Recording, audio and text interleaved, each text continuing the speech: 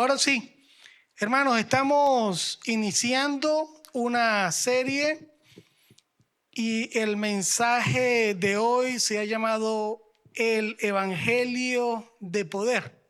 El Evangelio de Poder. Y como podrán estar viendo, estamos iniciando a partir de este domingo una serie en la carta a los romanos, en el libro a los romanos o en Romanos, conocido de esa manera esta carta. Ahora aquí hay que hablar un poquito del contexto en el cual esta carta se da. Y parece que el cristianismo en Roma estaba creciendo de una manera notable.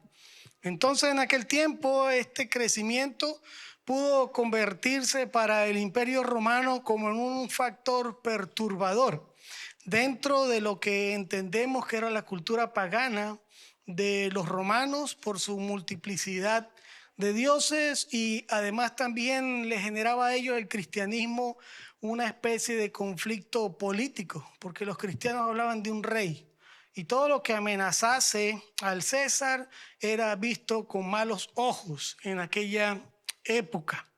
Vemos que los cristianos entonces, en ese tiempo, cuando estaba el emperador Claudio, tanto judíos cristianos como judíos estaban siendo expulsados de Roma.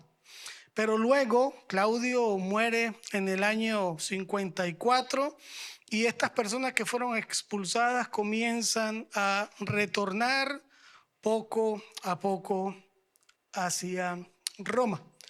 Unos años después, estamos hablando aproximadamente unos años 57 por allí, nos encontramos en esta situación. El apóstol Pablo se encuentra en Corinto, en la parte final, podría decirse así, de su tercer viaje misionero.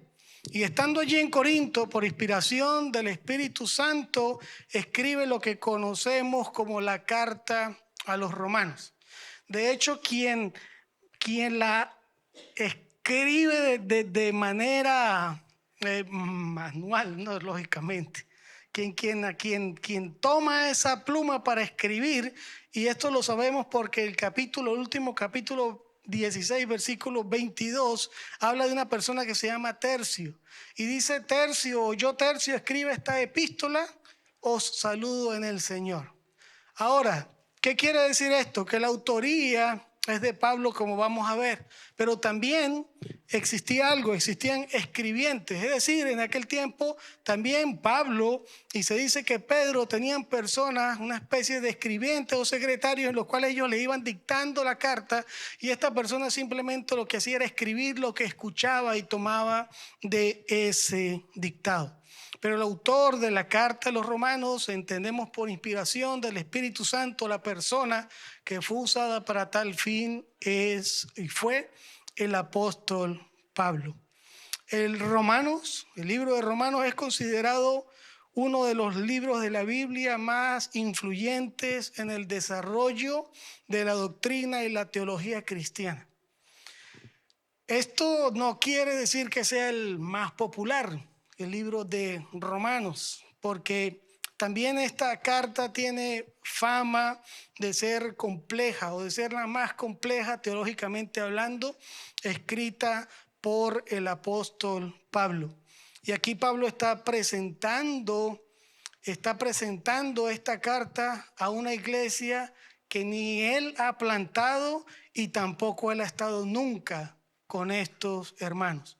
Pero en esta carta a los romanos se hace un énfasis destacado en lo que es el evangelio. La carta hace un énfasis en el evangelio.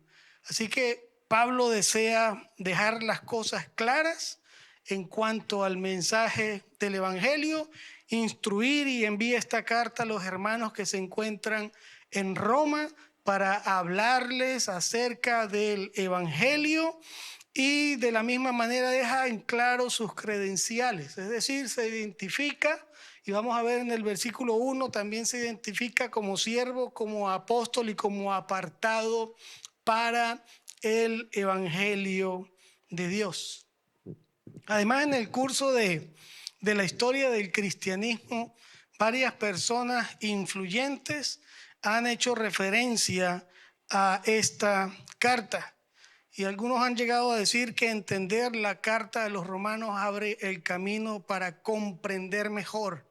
Ok, estoy diciendo, para comprender mejor toda la escritura. Personas como San Agustín o Agustín de Hipona, personas como Martín Lutero, John Wesley, Spurgeon, hablaron acerca y comentaron acerca de esta carta como algo que en realidad abre las puertas, el entendimiento, que nos hace reflexionar profundamente acerca del Evangelio y todas sus implicaciones. Así que les invito a que puedan estar buscando en sus Biblias Romanos capítulo 1. Romanos capítulo 1, y leemos así en la tarde de hoy. Dice el versículo 1, Pablo, siervo de Jesucristo, llamado a ser apóstol, apartado para el Evangelio de Dios. Pablo se presenta y se identifica a la iglesia que posteriormente le espera ir. Esta carta se envía en el versículo 10 dice, espero poder ir pronto a visitarlos a ustedes, pero sabemos que él no va a llegar desde esa expectativa hacia Roma, porque luego de este tercer viaje misionero de Pablo, él llega a Jerusalén, es arrestado y entonces comienza lo que hemos visto en el libro de Hechos acerca del arresto de Pablo y las distintas presentaciones que sí al final desencadenan en que Pablo solicita presentar su caso delante del César y entonces que es trasladado a Roma, ya que es un ciudadano romano, también era un judío, pero termina llegando las condiciones que él no esperaba. Y se llama a sí mismo en primer lugar siervo. Dice Pablo, siervo de Jesucristo. Y aquí la palabra siervo, el original es esclavo. Y el esclavo y la palabra esclavo que se usa acá y al final esclavo y digamos siervo es lo mismo, pero deja de sonar un poco tan fuerte. Ahora sucede algo con la palabra que utiliza como esclavo o siervo. En Génesis 21 habían leyes sobre los esclavos, mandamientos de parte de Dios. En Éxodo, 21. Y decía la ley en cuanto a los esclavos que una persona que era esclava iba a ser esclavo durante 6 años y el 7º año esta persona podía ser emancipada. Es decir, se le daba o se le otorgaba la libertad al 7º año. Pero sucedía algo. Varias condiciones explica el capítulo 21, no vamos a entrar en cada una de ellas, pero explica de manera general que si este esclavo, por la relación que tuvo con su amo al final de esos 7 años, le indica que él no quería apelar a ese derecho que él tenía, sino que él deseaba continuar viviendo como esclavo de ese amo, entonces ese amo le perforaba la oreja, le colocaba un arete o un tipo de arete, y eso significaba que este esclavo o este siervo ya no estaba allí en contra de su voluntad, sino que ese esclavo estaba sirviendo con amor.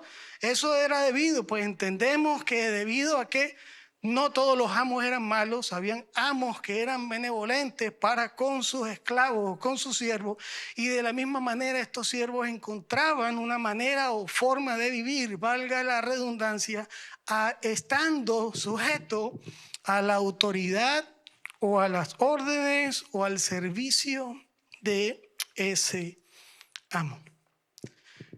Interesante el término que utiliza. Él se llama a sí mismo siervo o esclavo. Y esto es algo que también sucede en el creyente. Es algo que entonces entendemos por qué la Escritura nos llama y por qué entonces no nos debería de chocar o avergonzar el decir que somos esclavos de Cristo. Sucede en el creyente porque, en primer lugar, el Señor nos ha liberado de la esclavitud del pecado para llevarnos a ser esclavos de Dios, pero desde el sentido en el cual acabo de comentar que dice la palabra. pasamos a ser de Dios. Pasamos a ser siervos o esclavos libres por el poder del Evangelio, porque ya nuestra esclavitud se convierte en vivir con el deseo de estar con Dios, de pertenecerle a Él, porque entendemos que esa es la verdadera libertad, es vivir bajo la autoridad de Dios, ya que Él es el único que nos puede dar el verdadero amor, la verdadera salvación y la vida, la plenitud. Ahora también habla Pablo acá y dice apóstol, ¿verdad? En el versículo 1 dice, llamado a ser apóstol. La palabra apóstol, en sentido laxo, en la traducción de apóstol significa mensajero. Entonces es alguien que se envía, en este caso es alguien que se envía con un mensaje por parte de una autoridad. Y en la Biblia Pablo hace mención a este término apóstol en Filipenses 2, en 2 Corintios 8, de esta manera, como un enviado. Pero aquí el título que habla a Pablo acerca del apóstol tiene un significado más fuerte. Pablo le está diciendo que él ha sido escogido por el propio Cristo para desempeñar el papel en cuanto le ha sido encomendado proclamar el evangelio a los gentiles, proclamar la palabra de Dios, hablar acerca de todas estas enseñanzas y doctrinas de parte de Dios para las iglesias y las distintas iglesias. Así que está aquí entonces Pablo haciendo referencia a lo que nosotros conocemos también en Efesios 2:20. Él está colocando el fundamento como apóstol, para que de ahí en adelante la iglesia esté siendo edificada. Así que aquí apela a su autoridad apostólica. Cuando decimos que tenemos en la escritura la piedra angular que es Cristo y después tenemos el fundamento de los apóstoles y los profetas, el mensaje enviado directamente por Dios, la revelación de quién es Dios, y de ahí en adelante es que el edificio se va construyendo, que somos nosotros, la iglesia, con los distintos ministerios.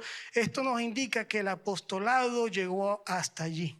Ya no hay más apóstoles, ya no hay más profetas. Se identifica entonces como apóstol. De hecho, Pablo cumple los requisitos que dicen en Hechos 1 acerca de quién podía ser un apóstol cuando eligen a Matías como sucesor o como el que completa la ausencia de Judas Iscariote. El Hechos 1 habla acerca de los verdaderos requisitos que debe tener un apóstol de acuerdo a lo que dice la Escritura, y Pablo cumplía con esos requisitos. Además dice que él ha sido apartado. ¿Apartado para qué? Dice apartado para el evangelio de Dios. Apartado para el evangelio de Dios. Es decir, el llamado. El llamado de Pablo es ¿qué? A proclamar su propósito, su misión. Está encomendado, está siendo enviado para predicar el evangelio de Dios. Así que nos dice algo bien importante esta última oración. El evangelio no es una invención humana, el verdadero evangelio. Porque también vemos en Gálatas capítulo 1, en donde Pablo da la advertencia: me he maravillado que tan pronto os habéis desviado a otro evangelio, y no es que haya otro evangelio, hay uno solo. Pero ustedes están escuchando algo que se llama evangelio, y les digo que si alguno de nosotros, dice los apóstoles, porque ellos están colocando el fundamento enseñados por Cristo directamente, si alguno de nosotros o inclusive un ángel les viene a hablar acerca de un evangelio distinto al que se encuentra en la escritura, sea anatema, y lo maldice con esa palabra, incluso si un ángel. Así que en primer lugar, el evangelio no es invención humana, el evangelio no es una invención angelical, el evangelio es de Dios, es el mensaje de Dios.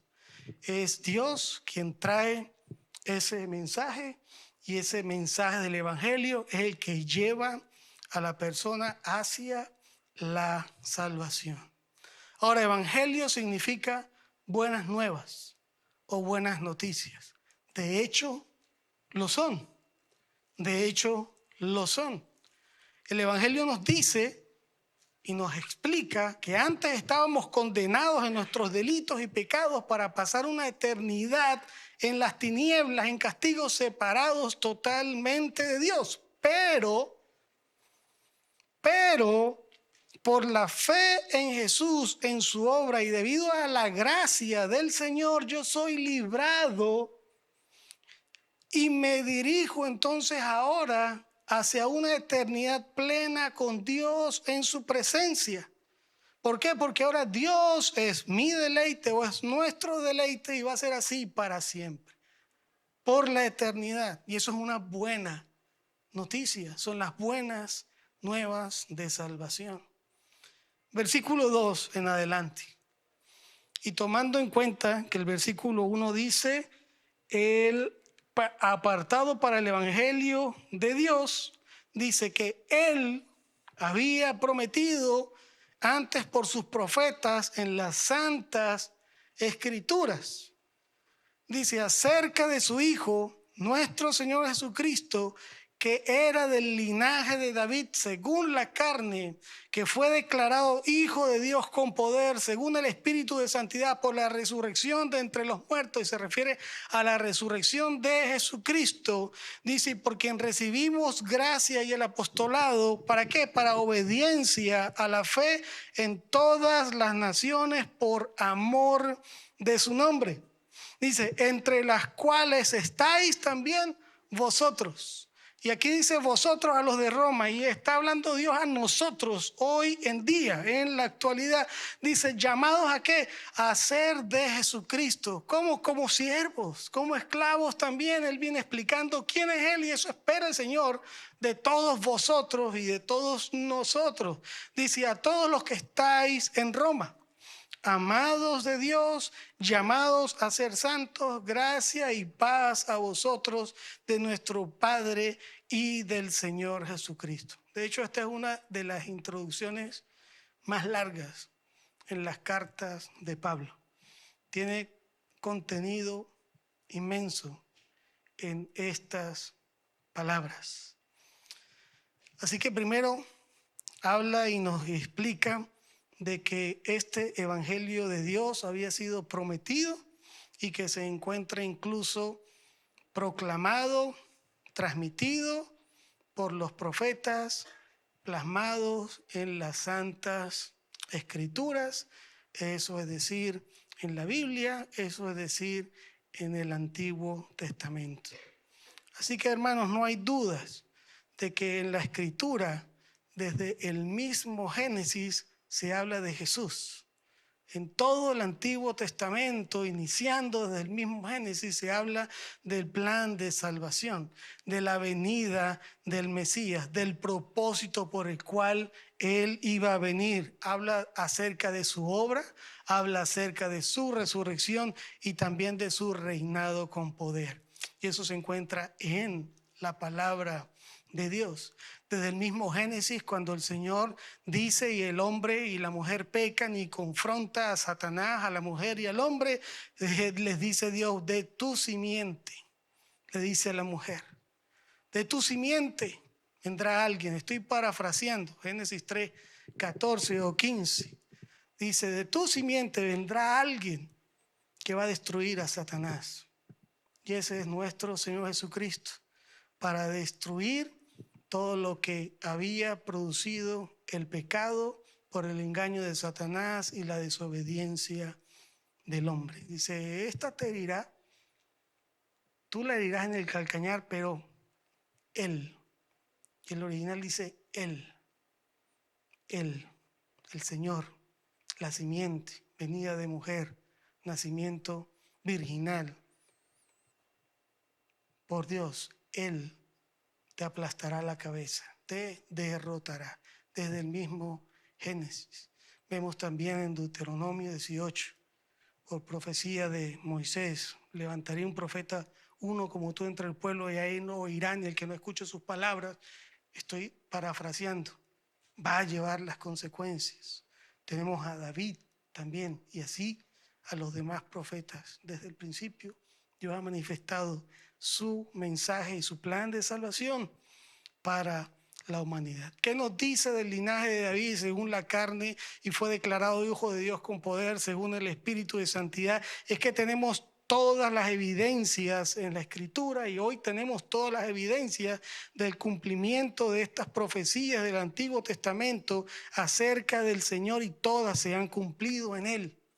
Tal cual. Está diciendo, no hay dudas de que Jesús es el Mesías, es el Cristo, es el Hijo de Dios, es el Verbo hecho carne, es Dios. Y el Nuevo Testamento las explica con claridad. Todas las señales, todas las demostraciones de su poder que no dejan duda a llegar a la conclusión de que todo lo que dice la palabra, la Biblia, es totalmente cierto. Entonces, ¿qué pasa? Bueno, no hay salvación sin Cristo. No hay salvación fuera de Cristo. No hay santidad sin una relación con Cristo. No hay perdón de pecados sin la obra de Cristo. No hay gracia sin la benevolencia y el amor de Cristo. No hay resurrección para vida en su reino sin creer en Cristo. Es su amor el que se manifiesta en nuestras vidas y ese amor nos da la esperanza, la paz, la seguridad, la plenitud para vivir en obediencia a su llamado. Y de esa manera entonces podemos buscar, procurar, querer la santidad. Y esta santidad es un proceso, es un reto, es un mandato que debe ser nuestro deseo como siervos, como esclavos para agradar a nuestro Señor Jesucristo. Y esto solamente se puede lograr con Cristo. Todo está en Cristo. El Evangelio es de Dios, el Evangelio es de Cristo.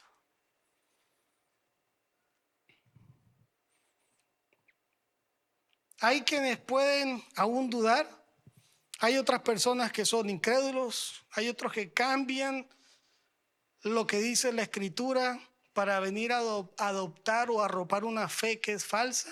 Hay personas que niegan a Jesucristo como Salvador, hay quienes desconocen que Jesús es Dios. Estas personas viven en tinieblas, viven en oscuridad, sin un entendimiento real. Hay que orar para que estas personas sean alcanzados por el mensaje de Dios, por el Evangelio de Dios, que sean alcanzadas por Jesucristo mismo. Es la única manera en cómo pueden salir del lugar en donde se encuentran. El Evangelio, como vemos entonces, no es algo novedoso. Ha estado en la Escritura, en la palabra de Dios.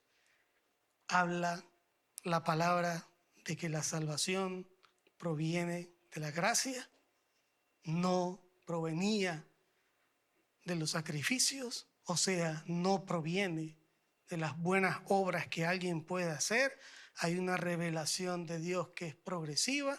Cuando hablamos de revelación, estamos hablando acerca de que Dios habla acerca de sí mismo a nosotros y eso es a través de su palabra.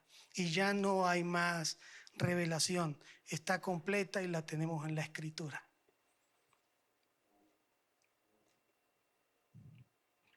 Y continúa el pasaje, el versículo 8. Primeramente doy gracias a mi Dios mediante Jesucristo con respecto a todos vosotros. Le doy gracias a Dios por todos ustedes. ¿Por qué? Dice, bueno, y que de que vuestra fe se divulga por todo el mundo. Llegó noticia, sé que ustedes están proclamando, llevando este mensaje. Le doy gracias a Dios primeramente por eso. Le doy gracias al Señor porque su fe, es decir, este mensaje del Evangelio también hace referencia a la fe, hermanos. En esta epístola, carta a los romanos, el fe, Cristo, Evangelio, nos damos cuenta que guardan total relación. Y estos términos y esta identificación que hace Pablo es para que nos demos cuenta que en la fe, que en el evangelio, que Cristo, que habla de la intervención de Dios en la vida del hombre y cómo cambia y transforma la vida de las personas. Entonces dice que vuestra fe, este mensaje, este evangelio de Dios, que la obra de Cristo se divulga por todo el mundo, dice, porque testigo me es Dios, a quien sirvo en mi espíritu en el evangelio de su Hijo, de que sin cesar hago mención de vosotros siempre en mis oraciones. Estoy orando por ustedes. Estoy pidiéndole a Dios por ustedes, para que esa fe sea fuerte, se divulgue, vaya adelante, sea Dios obrando en sus vidas. Dice, rogando que de alguna manera tenga al fin por la voluntad de Dios, si es su voluntad, si es voluntad de Dios, que pueda ¿qué? Por un propósito, un próspero viaje para ir a vosotros. Aquí está la intención. Él quería ir a Roma. Dice, porque deseo veros para comunicaros algún don espiritual, a fin de que seáis confirmados. Esto es, ¿qué es el ser confirmados? Dice, es esto, ¿qué? Para ser mutuamente confortados por la fe que nos es común a vosotros y a mí. Es la misma fe, es el mismo mensaje, es el mismo sentir. Punto número 2, hermanos, el evangelio no cambia. Es el mismo en todo lugar y ha sido el mismo en toda época. Y así será. Así va a ser, porque es palabra de Dios. El verdadero evangelio se expande por la obra y la voluntad de Dios. El verdadero evangelio habla del plan de Dios. El verdadero evangelio es aquel que se transmite por medio de su pueblo, que son las personas que ya han sido alcanzadas anteriormente por ese mensaje, por la fe, por Jesucristo, que han sido confrontados por la verdad y han sido sellados por el Espíritu Santo. Él está diciendo, esta es la obra que el Señor, que Dios, que el evangelio, que la fe está haciendo con ustedes por Jesucristo, por medio de Jesucristo. El evangelio entonces nos indica este pasaje que también es para edificarnos mutuamente, desde dentro, como congregación, como iglesia. Así que el evangelio no es solo ese mensaje de 4 o 5 minutos que expone el plan de salvación. Nos está diciendo que el evangelio abarca mucho más allá, que el evangelio es un mensaje para nuestras vidas y para la edificación conjunta por el resto de la eternidad. El impacto que tiene el mensaje del evangelio es algo que recibimos, se recibe hoy, con repercusiones que son eternas. Y decimos, bueno, pero entonces, ¿para qué Pablo quería ir a Roma si ellos ya eran cristianos? Puede surgir de repente esa pregunta, ¿verdad? ¿Cuál es el deseo de Pablo de ir a Roma si esta gente también está en la fe, son cristianos? Él les dice, he oído de vuestra fe que se divulga. Estoy orando por ustedes. Quiero comunicarles algún don espiritual a fin de que seáis confirmados. Es decir, quiero que podamos ser confortados mutuamente por la fe que compartimos. Entonces dice, bueno, ¿qué necesidad? Además, Pablo ni sembró, ni plantó, ni regó esa iglesia. No intervino Pablo en lo absoluto. Pero algo que él sí sabía, que ellos y él se iban a beneficiar en compartir lo que tenían, lo que estaban haciendo, lo que ellos sabían. Eso ayudaría para tener frutos, para que todos creciesen juntos, como la iglesia de Cristo que es una, para que todos pudiesen crecer en madurez y tener ejemplo mutuo en la obediencia, para poder compartir de la fe, del amor y de la gracia de Dios. El evangelio nos une, nos fortalece y nos hace crecer como iglesia. Dice, necesito estar con ustedes. Es importante, quiero. Porque ahí vamos a crecer. Vamos a crecer juntos. Vamos a ser confortados en esta fe. El Evangelio entonces no es solamente el llamado a una fe salvadora. Es decir, que no se malentienda, creo en Jesús y ya está listo todo. No se queda solamente allí, sino que es un llamamiento, el Evangelio es un llamamiento para continuar andando diariamente en la fe y creciendo en la fe. Es lo que Pablo les está diciendo, que no se detenga. Esto no es un asunto de 4 o 5 cosas. Esto es un asunto de toda la vida, y por eso continúa para aclarar el punto. Dice, pero no quiero, versículo 13, no quiero, hermanos, que ignoréis que muchas veces me he propuesto ir a vosotros, pero hasta ahora he sido estorbado. Dice, para tener también entre vosotros algún fruto. Para tener entre vosotros algún fruto. Estamos para ayudarnos, y el cuerpo de Cristo se edifica los unos a los otros mediante el ejercicio de los dones que el Espíritu ha puesto. Dice, como entre los demás gentiles. Aquí algo aclara. Les está diciendo, no solo ustedes los judíos, sino que, ¿saben qué? También los gentiles reciben el Evangelio. Eso es lo que les quiero compartir. Algo del llamado especial, de alguna manera podemos decir así, de Pablo, es que se fue llamado hacia los gentiles, siendo judío. Y le dice, a griegos y a no griegos, a sabios y a no sabios soy deudor. Es decir, a todas estas personas hay que llevarles el Evangelio, se lo debemos, hay que compartir con ellos. Y dice, así que en cuanto a mí, pronto estoy a anunciaros el Evangelio también a vosotros que estáis en Roma. Aquí Pablo le está diciendo que el Evangelio es para todos. Oigan, vamos a compartir algo que tienen que entonces aprender para que esto dé fruto, como en verdad dice el Señor, entre muchas otras cosas que al momento debemos ir analizando en la carta, pero les está diciendo que es necesario para que esto dé fruto, que no solamente el Evangelio es para los judíos, porque dice sí, el judío primeramente, pero también a los demás, dice, sino que también es para los gentiles, y que es su deber y el deber de ellos decirlo y proclamarlo. ¿A qué? A todos. ¿Cuál es nuestro deber dentro del Evangelio que involucra el mensaje del Evangelio en el cual nos ha llevado a la salvación? Que nosotros también estamos llamados a proclamar, a poder llevarle el mensaje a las personas sin importar su condición. Sea quien sea, la edad que tenga, haga lo que haga. ¿Sabe por qué? Porque es el Señor el que llama y es el Señor el que hace la obra, no nosotros.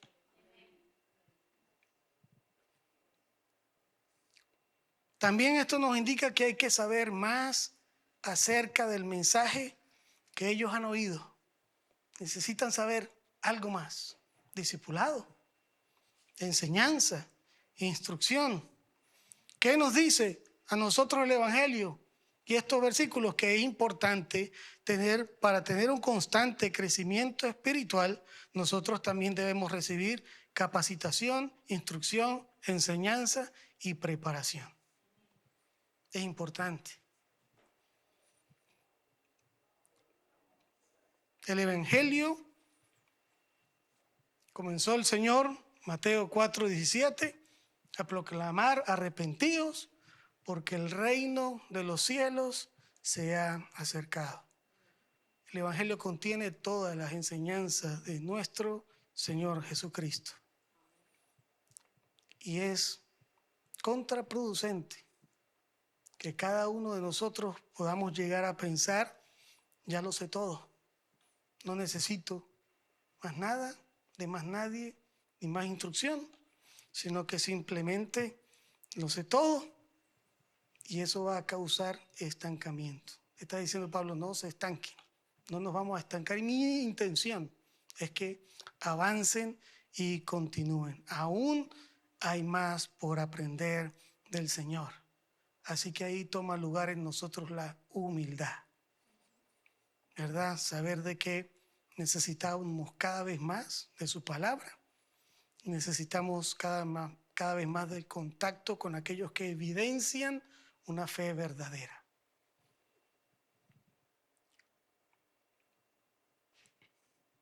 Decimos entonces vivir. ¿Qué será entonces vivir el Evangelio? Esto quiere decir que nuestra manera y forma de todo lo que pensamos, hacemos y decimos está dedicada a la obra de Dios, porque hemos recibido esa salvación en Cristo. Tenemos ese mensaje, esa fe y esa enseñanza. Vivir el Evangelio es ser obedientes al mismo mensaje, y esto es proclamarlo, hablarlo a los demás. El Evangelio es el mensaje que se planta en el corazón del hombre y nos dice que da fruto, es de provecho, da vida, nos permite crecer, nos cambia, nos transforma, nos alimenta. Fíjese lo que dice la parte final, 16 y 17. Porque no me avergüenzo del Evangelio, porque es poder de Dios para salvación. ¿A quién? A todo aquel que cree. Porque no me avergüenzo del Evangelio, porque es poder de Dios para salvación a todo aquel que cree. Al judío primeramente, Pablo sabe cómo entrarle a esta gente en la instrucción con paciencia y amor. Al judío primeramente y también al griego. No se limiten. Dice, porque en el Evangelio la justicia de Dios se revela por fe y para fe. El Evangelio habla de la justicia de Dios también. Por fe, se revela por fe y para fe. La fe viene por el oír y el oír la palabra de Dios, también en Romanos. Como está escrito, mas el justo por la fe vivirá. Y si hemos escuchado y estamos leyendo esto, el justo por la fe vivirá. El justo por ese mensaje del Evangelio alcanzará vida. Por el justo por Cristo va a vivir. ¿Vemos? 3. El Evangelio tiene poder real. Tiene. No solo para informar, no solo para dar conocimiento, no solo para hablar acerca y tener un tema de conversación religioso, sino que tiene un poder real para transformar. Porque es Dios. Es el mensaje de Dios que está llegando al corazón de la persona. Ahora, no hay por qué avergonzarse del Evangelio. Aquí hay una especie de afirmación, pero también como una advertencia. Y si nos vamos al comienzo de la circunstancia que ellos habían experimentado en Roma, de repente se estaban sintiendo tentados, como nosotros también nos podemos sentir tentados a que nos dé pena proclamar el Evangelio, a que nos limitemos en hablar de Dios, del Señor, de su palabra, de la obra de salvación. Y avergonzarse de estas cosas es avergonzarnos de Cristo, avergonzarnos de lo que Él hizo en la cruz, avergonzarnos de lo que Dios nos enseña, pero podemos estar tentados a hacer esto.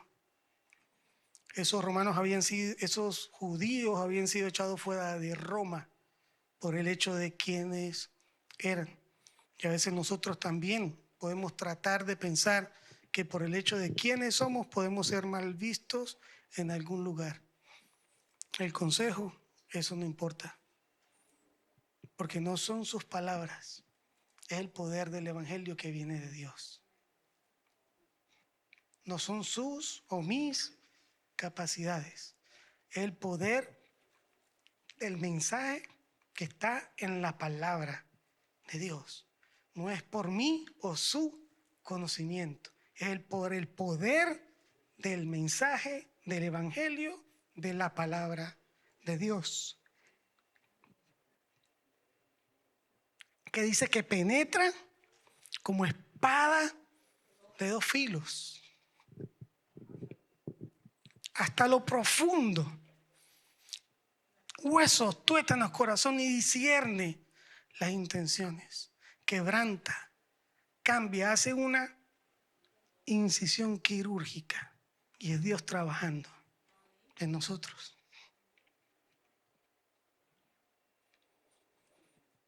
El Evangelio no excluye, tampoco clasifica o hace distinción entre los discípulos.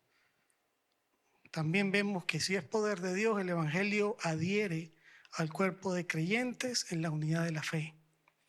Un Evangelio, hermanos. Eso sí quiero también hacer hincapié.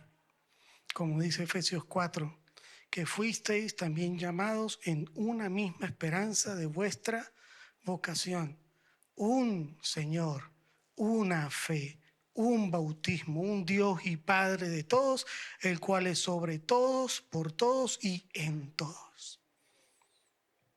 Hay que tener pendiente eso y cuidado. Es un solo evangelio, hermanos. Está aquí en la palabra. Es poder de Dios. Pero esto aquí abre un paréntesis.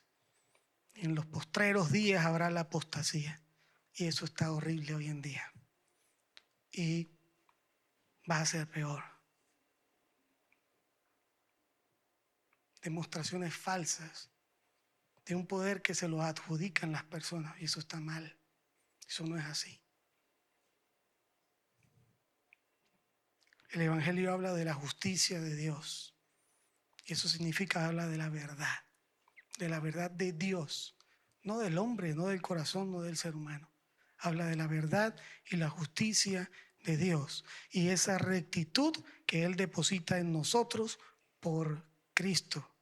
Y pasamos de ser libres de la culpa de pecado que a todos nos afecta, pero que es Cristo quien la quita. Y eso, una vez que empezamos una relación con Él, lo entendemos, lo recibimos y vivimos por fe. Así que por fe hemos recibido a Jesús. Por fe hemos conseguido la salvación. Por fe hemos escuchado el mensaje del Evangelio y nos ha guiado al arrepentimiento, a poder recibir el regalo de Dios que es la vida eterna. Y también entonces aquí nos dice que por fe cada día de nuestras vidas debemos vivir acorde a la voluntad de Dios y ese poder que ya ha actuado en nosotros para rescatarnos y ya nos ha rescatado. Así que esa fe y ese poder del Evangelio influye y actúa en nosotros toda nuestra vida. Para ir finalizando, y aquí estamos a este llamado.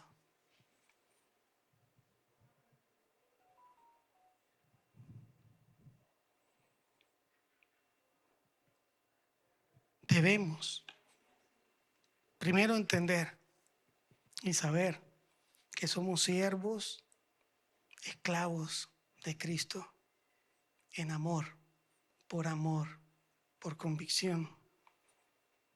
También que es su palabra, su mensaje, el que nos transforma y no está en nuestras capacidades, sino que está en el poder que Él coloca en nuestras vidas, que Él pone en nosotros para seguir avanzando en medio de cualquier dificultad.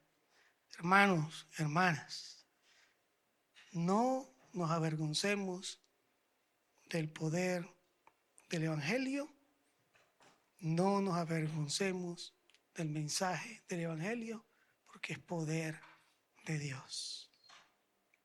Bendito Padre de la gloria, damos gracias por tu palabra, Señor. Te rogamos, te pedimos que nos ayudes a llevar fruto en la fe, que nos ayudes a ser edificados por ti y a edificarnos los unos a los otros. Señor, coloca en nosotros un corazón humilde que nos permita cada día saber que somos tus siervos que tú nos quieres y tienes lo mejor para nosotros. Te pedimos, Padre, que nos hagas avanzar en la rectitud de tu justicia. Que, Señor, neguemos a nosotros mismos. Tomemos nuestra cruz cada día y te sigamos. Te damos gracias, Señor, por tu palabra. Te pedimos que día a día nos nutras a través de ella. Te rogamos, Padre, por discernimiento. Te pedimos, Señor, que podamos entender todas las verdades en tu palabra conforme a tu voluntad. Te pedimos que nos guíes y nos des dirección en nuestras vidas y que podamos ajustarnos, Señor, nosotros a tus planes. Y dejemos, Padre Celestial, de tratar de ajustarte a ti y a los nuestros. Ayúdanos, Señor, y quita de nuestro corazón todo orgullo y todas aquellas cosas que estorban nuestra relación contigo, que nos impiden, Señor, acercarnos a ti. Te rogamos que derrumbe, Señor, toda barrera en nuestro corazón y en nuestra mente, todo desánimo que pueda en algún momento llegar, y que poco coloques en nosotros ese amor fuerte, abrazador, para seguir buscando de ti cada día. Ayúdanos a vivir en fe y por fe, confiando, Señor, en que tú siempre, siempre, siempre estás actuando en nuestras vidas. En el nombre de Jesús te lo pedimos y te damos gracias. Amén.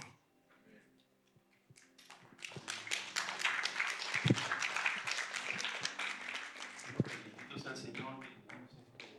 Gracias por la palabra. Ayuda aquí, por favor, tengo un conectar. Y ahora vamos a contemplar el bautismo. Tenemos un bautismo, ¿verdad? Tenemos dos bautizos ahora. Así que va para allá.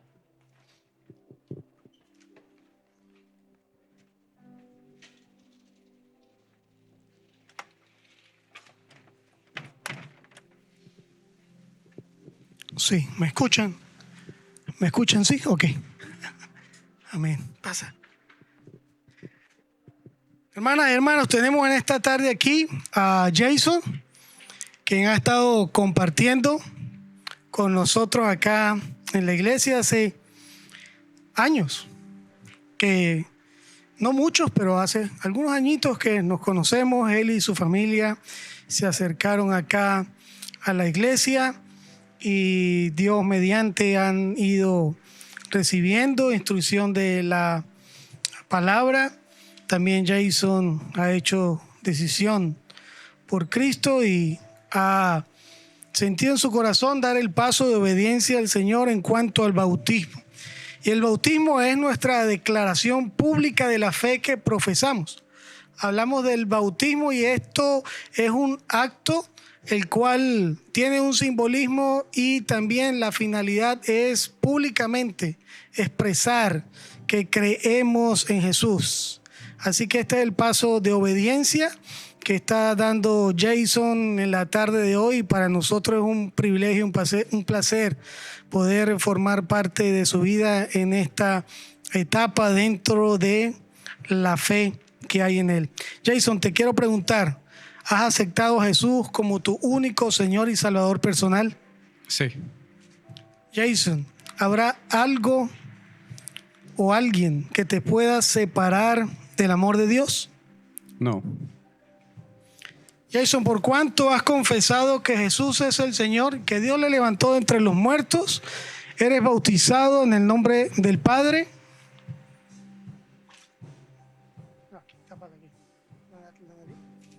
Eres bautizado en el nombre del Padre, del Hijo y del Espíritu Santo.